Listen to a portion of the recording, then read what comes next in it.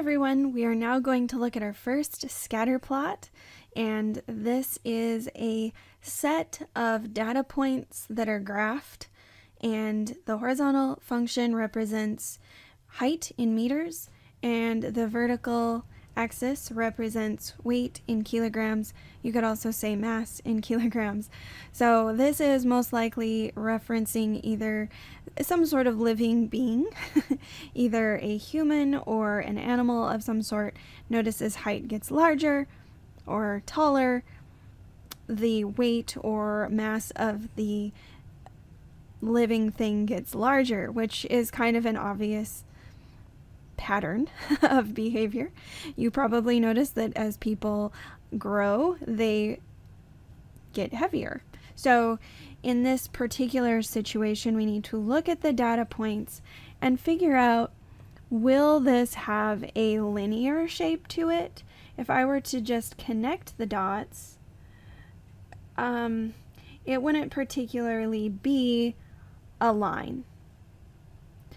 But let's say instead of connecting the dots, I looked at the general trend. So the point of finding a line that is an approximation of the data trend, that's where you try and get as many points kind of above the line as below the line, and then slice through and actually touch as many of the dots as you can with your line. So that's what I'm going to try and do here, and it might take a little bit to kind of adjust it. Notice that there are currently 3, 5 dots above the line, and then I have 4 or 5 touching the line, and then 5 below the line. So 5 dots above, 5 dots below, and 5 dots kind of touching it. That's a way to kind of try and find the best fit line to the dots, and then from there we need to figure out what the trend line for this data is. The trend line for this data looks like it is positive. So we'll go ahead and say positive. It also looks like it's linear. And I'm just going to put that in parentheses right now, because one might be able to argue that if you had a parabola, a part of the parabola could kind of go through more points. But for now, we're just going to assume that's not the case. We're going to go with linear. And what's the rate of change? So when we're asked for a rate of change, we need to find 2 points that are very obviously on this line. So I'm going to pick these 2. The first one looks like, if you're not sure what the notches are valued at, notice that there are 1, 2, 3, 4 notches between 0 and 1.5. So and 1.5, it looks like these go in increments of decimals. So 0.5 to 0.6, and then let me mark this again, 1, 2, 3, 4, 5. Okay, so it doesn't look like we have all the data points to the left. It's certainly not starting at 0.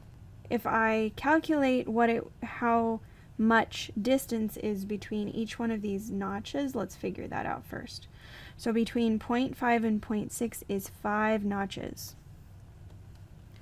So that would be 0.1 divided by 5, or 0.02 would be your decimal value for each one of these notches in the graph. So I'm going to calculate what that first point would be. If I start at 1.5 and I count to the right, let's say I'm at about here. Now remember, this is just an approximation, so don't get too caught up in the details here.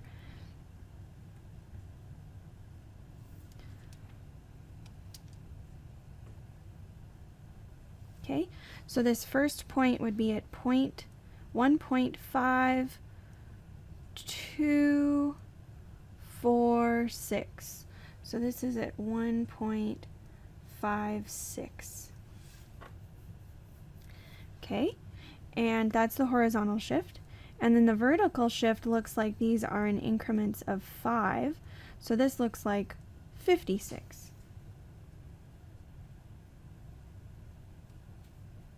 So this point is the point 1.56, comma 56.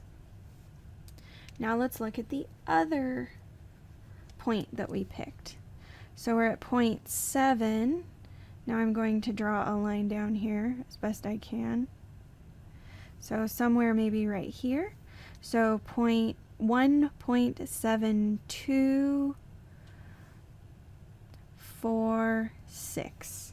Okay, so 1.76 would be this point right here on the X shift, and then if I draw a line horizontally over, looks like 65, 66, 67, 68, 69.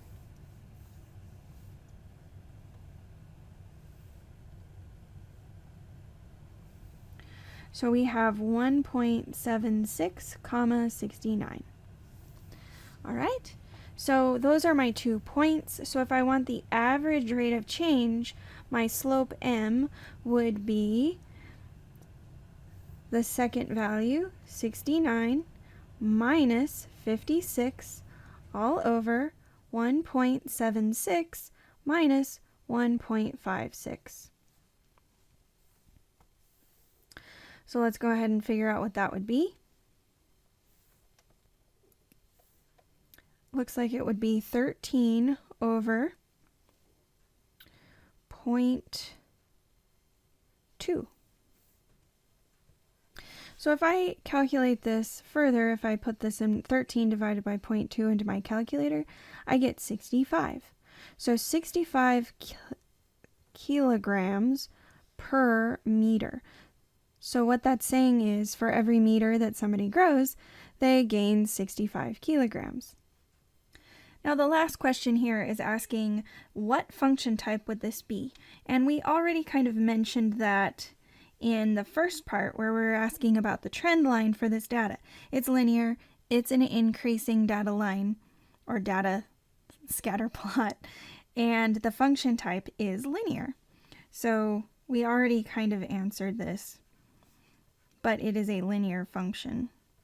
And if you wanted to take the time, you could use the slope and then plug in one of these points as a substitution for x and y and find the y-intercept.